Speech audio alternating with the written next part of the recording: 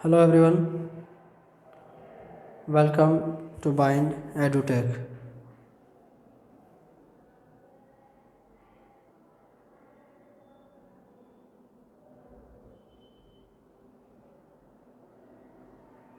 इसमें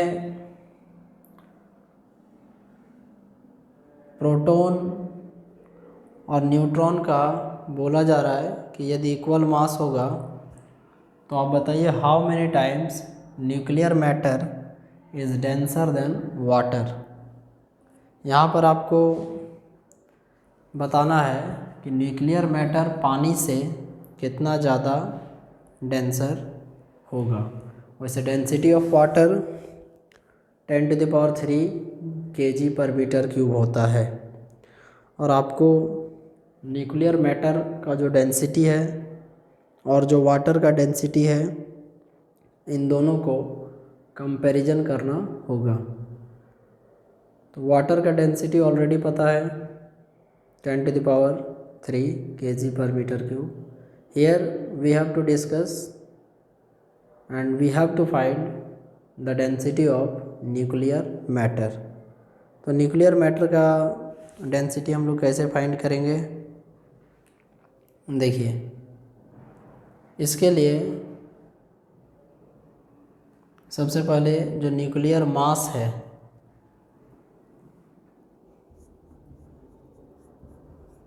nuclear mass Ma, ये आपको मास को बताता है, ये आपको वैल्यू है एटॉमिक मास नंबर का 1.67 × 10⁻⁻27 × A। ये आपका यहाँ से हमने देखा न्यूक्लियर मास। अब यदि वॉल्यूम का बात किया जाएगा, क्योंकि जब हम लोग डेंसिटी निकालेंगे तो डेंसिटी का जो फॉर्मूला होता है that is mass by volume. This is our mass and here we have to find out the volume.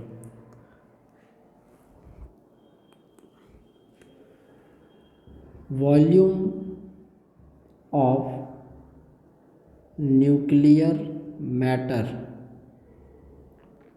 Volume of nuclear matter V is equal to 4/3 πr³।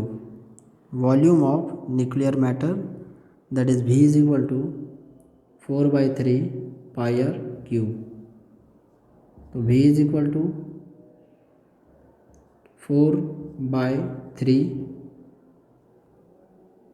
पाई और R की जगह R0 A⁻⁴ का cube.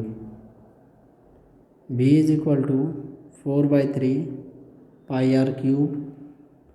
तो V is equal to 4/3 pi और जहाँ आपको R³ है वहाँ आपको मिल जाएगा R0 A⁻⁴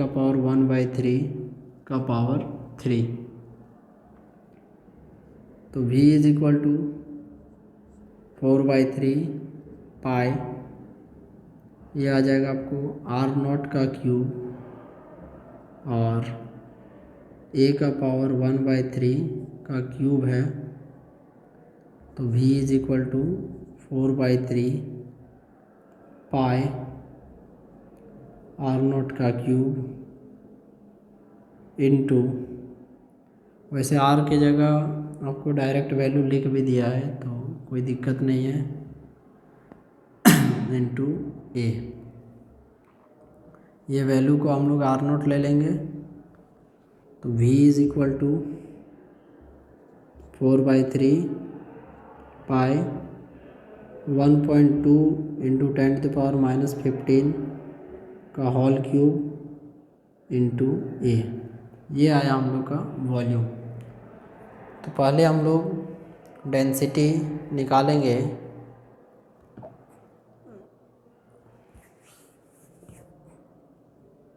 न्यूक्लियर मैटर का एंड वाटर का नॉन डेंसिटी है 10⁻³ kg/m³। तो यहाँ से लिखेंगे कि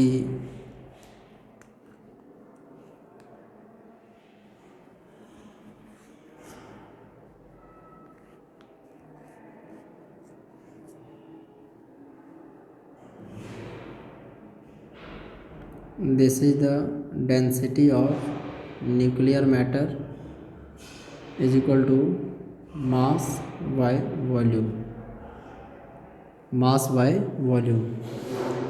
तो density of nuclear matter is equal to mass by volume.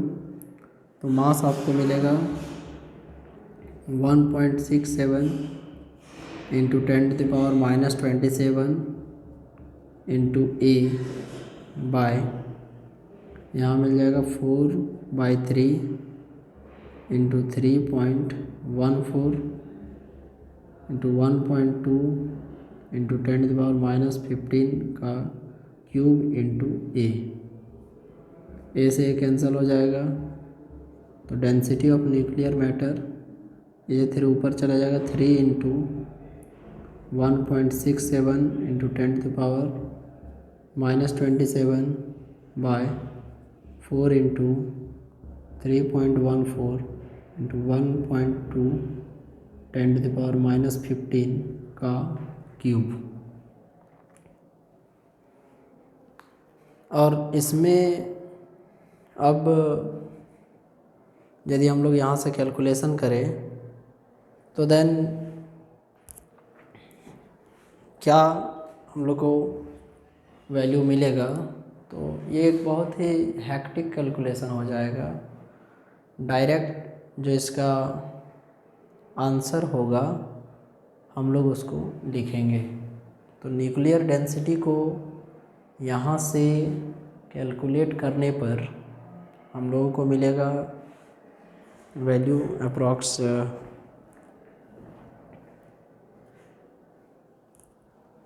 2.307 into 10⁻17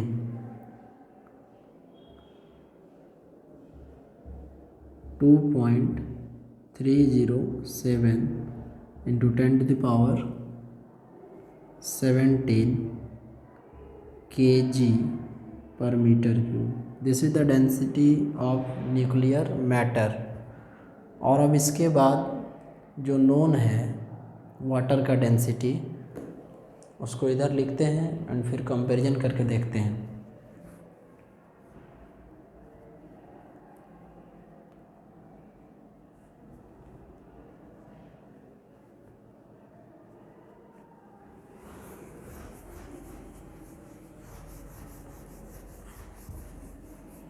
देखिए इसके बाद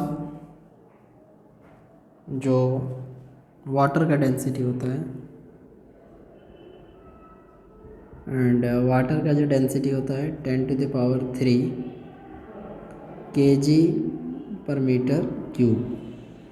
और अब यहाँ से कंपैरिजन करेंगे तो density of nuclear matter by density of water. तो न्यूक्लियर मैटर का डेंसिटी है 2.307 इंटू 10⁻17 बाय जो वाटर है उसका हो जाएगा 10⁻3। अब ये ऊपर चला जाएगा तो density of nuclear matter by density of water 2.307 into 10⁻17 into 10⁻⁻3। तो density of nuclear matter to the density of water is 2.307 into 10⁻14।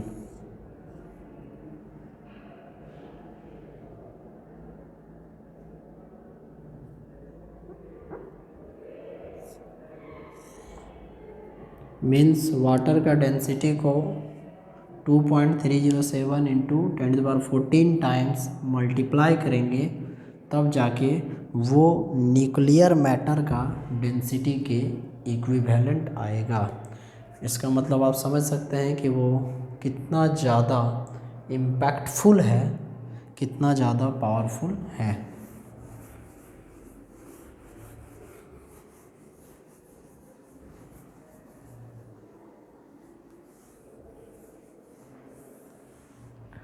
Next जो है कि calculate nuclear mass density of uranium 9238। तो ये क्वेश्चन हम आपको सॉल्व करने के लिए देते हैं एंड आई होप कि आप इसको बना लें।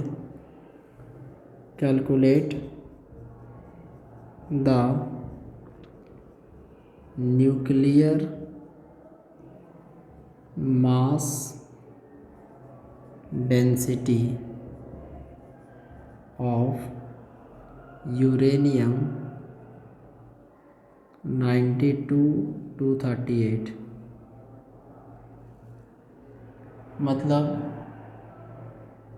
कि यूरेनियम जो 92,238 है, इसका न्यूक्लियर डेंसिटी, मास डेंसिटी कैसे निकलेगा। तो इसके लिए फिर वही फार्मूला हो जाएगा, खुद से आपको बनाना है। डेंसिटी बराबर मास बाय वॉल्यूम। यहाँ से एज इट इज़ मास की जगह मास, वॉल्यूम की जगह 4/3 पाई आर क्यूब, ये ऊपर चला जाएगा।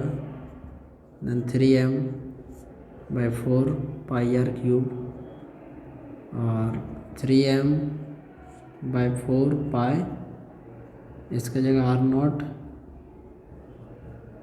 फार्मूला होता है, R=R0 A का पावर 1/3 का क्यूब। तो डेंसिटी इज इक्वल टू हो जाएगा 3m/4 पाई R0 का क्यूब इंटू A। इसको सॉल्यूशन कीजिएगा तो इजीली आप वैल्यू को फाइंड आउट कर सकते हैं। देन m यहाँ पर मास को बताता है, R0 जो है वो वैल्यू आपको दिया हुआ है 1.2 × 10⁻⁻15। और जो आपका यहाँ पर a है, a जो है वो आपको कैंसल आउट हो जाएगा, बिकॉज ऊपर में भी आपको न्यूक्लियर मास में यहाँ पे a से मल्टीप्लाई होगा, तो a और a कैंसिल हो जाएगा। नेक्स्ट में देखेंगे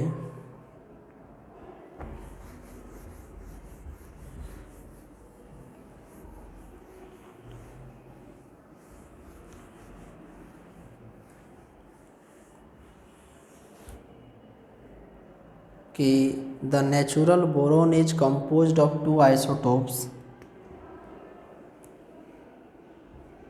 the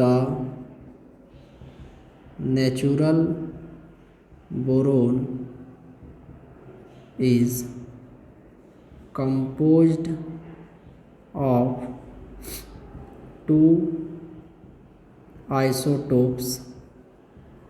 The natural boron is composed of 2 isotopes of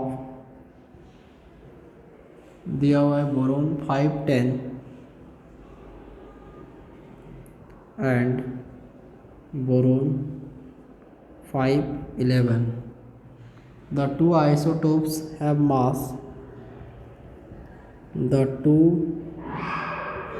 isotopes have mass. The 2 isotopes have masses 10.003 AMU and 11.009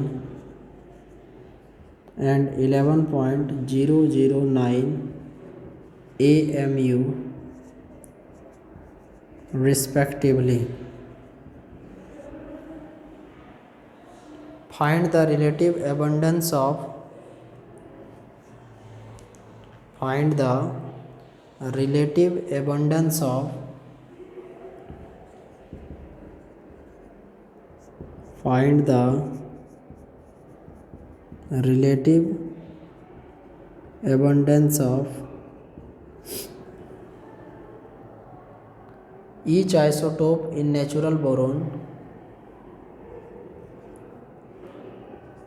Relative abundance of each boron, each isotope in natural boron, each isotope in natural boron if the atomic mass of boron is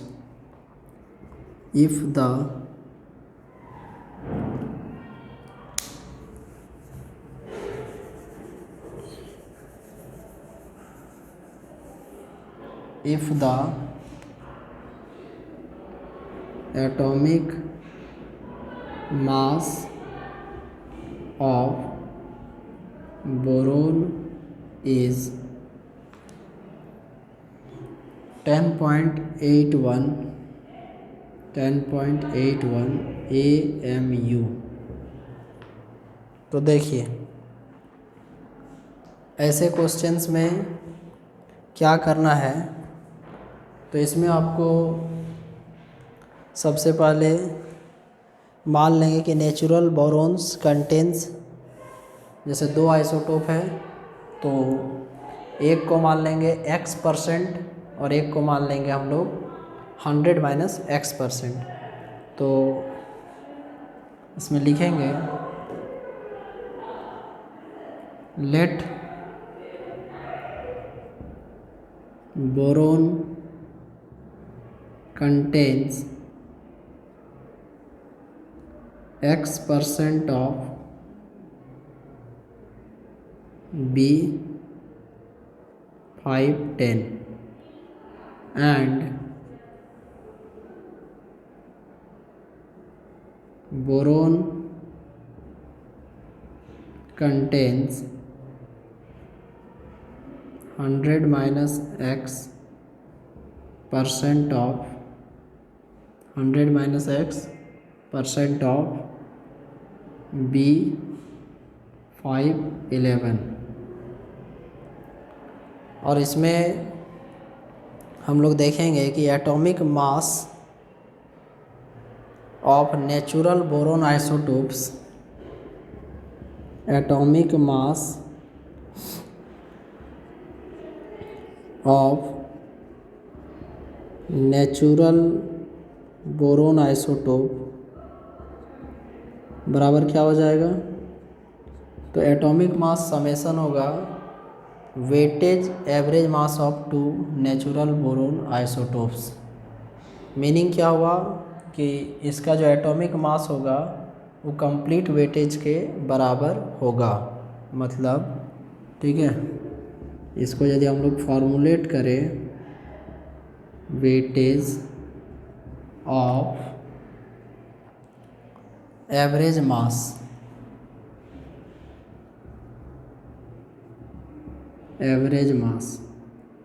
of natural boron. देखिए इसमें आपको दिया हुआ है कि अभी यदि atomic mass आपको 10.81 हो जाए तब क्या होगा। तो इसके लिए हम लोग एक इक्वेशन लिखेंगे दैट उस इक्वेशन में जो रिस्पेक्टिव परसेंटेज है उस पर बात करेंगे। देखिए द 2 आइसोटोप्स हैव मासेस इतना AMU एंड इतना AMU रिस्पेक्टिवली। मतलब वो बोरोन जिसका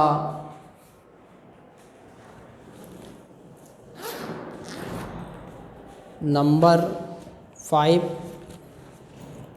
10 था आइसोटोप्स में और एक जिसका नंबर आपको था 5 और 11।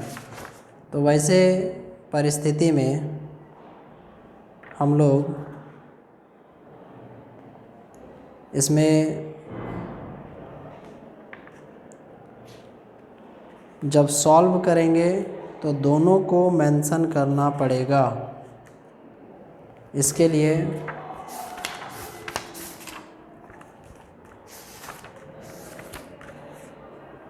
इसमें हम लोग जो परसेंटेज है उसको लिखेंगे।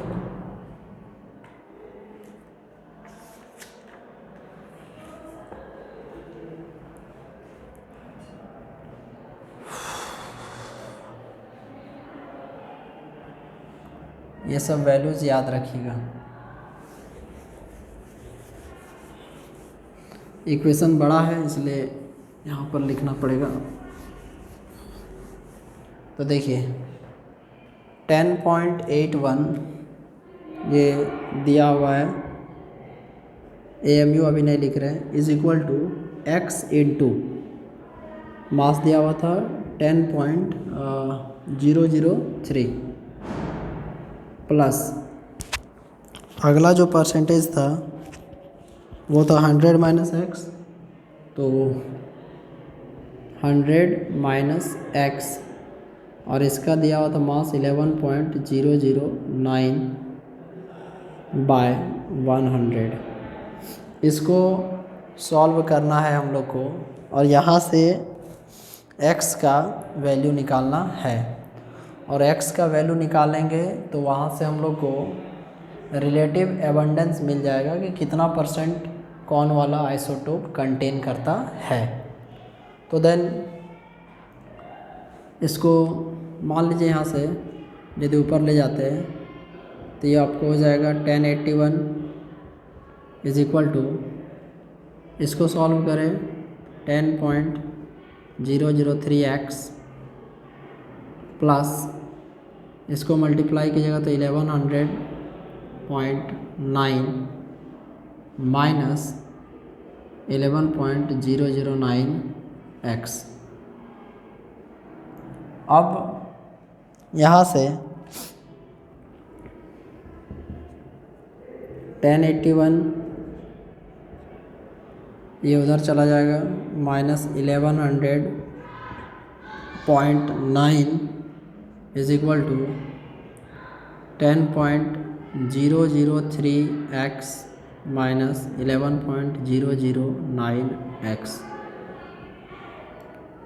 इसको यदि आप माइनस करते हैं तो you will have 19.9 but along with the minus sign, और इधर यदि आप माइनस करते हैं तो ये तो देखना पड़ेगा ज़रा, जो 9/10.003 तो ये आपको आ जाएगा 1.006, तो माइनस 1.006x कैंसल हो जाएगा। तो यहाँ से x बराबर 19.9 बाय 1.006।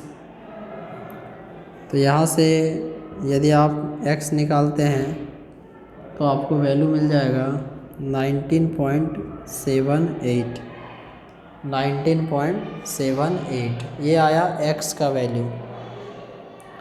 अब यदि हम लोग यहाँ से रिलेटिव एबंडेंस निकालने का बात करें, रिलेटिव एबंडेंस कहने का सेंस है कि कितना परसेंटेज को वो कंटेन करता है, तो उसके लिए इसको परसेंटेज में यदि निकाले वैल्यू, वैसे x का वैल्यू तो ऑलरेडी आ चुका है तो डायरेक्टली हम लोग इसको परसेंटेज के फॉर्म में बोल सकते हैं। देन यहाँ से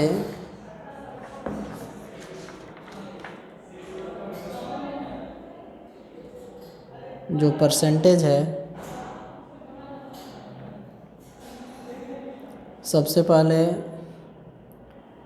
बोरोन 510 और एक जो आपको मिलेगा वो बोरोन 511 करके। तो देन ये आया x का। तो यदि परसेंटेज एबंडेंस का बात करें, परसेंटेज एबंडेंस ऑफ बोरोन 510, तो this will be equals to 19.78%। और इसी में परसेंटेज एबंडेंस का यदि हम लोग बात करें,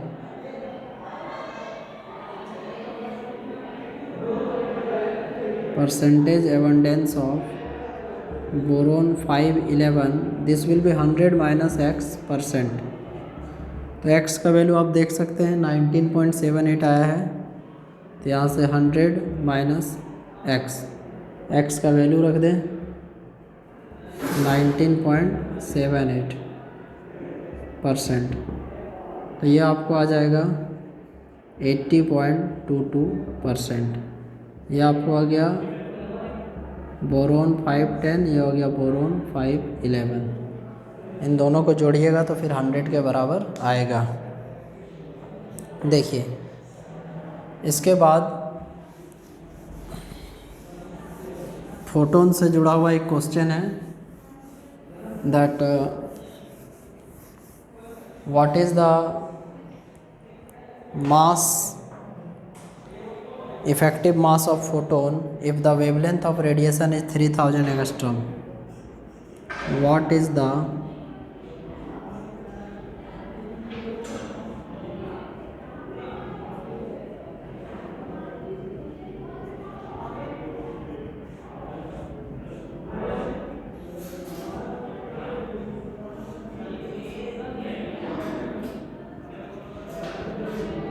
if the radiation of wavelength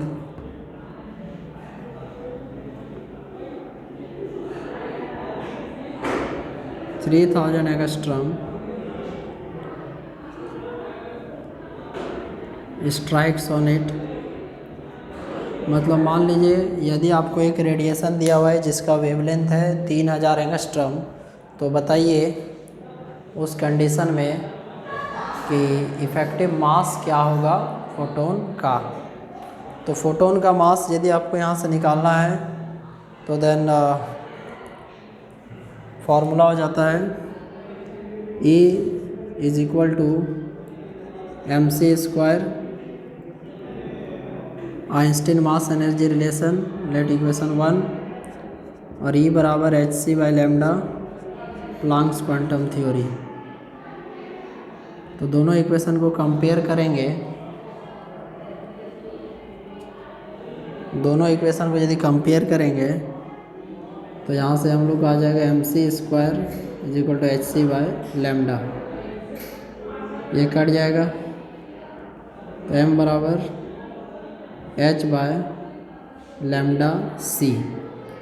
अब h क्या है, तो h जो है वो है आपको प्लैंक्स कांस्टेंट, और जो आपको लैम्डा है वो वेवलेंथ है, and c is the speed of light. तो m is equal to 6.63 into 10⁻⁻34 by wavelength 3 into 10⁻³ into angstrom 10⁻⁻10 और स्पीड ऑफ लाइट 3 इंटू 10⁸। तो m is equal to 6.63 into 10⁻⁻34 by 9 into 11 में जाएगा इतना, तो 1 बच जाएगा। इसको भी ऊपर चढ़ा दीजिए तो 10⁻34, आपके पास सिर्फ इतना बचेगा 6.63 इंटू 10⁻35 बाय 9। इसको यदि सॉल्व करते हैं आप तो you will have the value m is equal to 7.367 into 10⁻36 kg। Actually ये पॉइंट के फॉर्म में आता, तो उसमें हम लोग उसको मैनेज करने के लिए एक पॉइंट को स्लाइड किए हैं। तो स्टूडेंट्स यहाँ के बाद हम लोग फिर आगे इससे जुड़े हुए और भी क्वेश्चंस को देखेंगे, एंड देन आफ्टर जो न्यूक्लियर फोर्सेस है जिसमें इंट्रैक्शंस के बारे में पढ़ेंगे, proton proton interaction, proton neutron interaction, neutron proton interaction. आप सभी को यहाँ तक जितना भी पढ़ाई हुआ है इसको ध्यानपूर्वक पढ़ें, एंड नेक्स्ट क्लास में हम लोग इसके आगे देखेंगे। Take care of yourself, thank you very much, bye.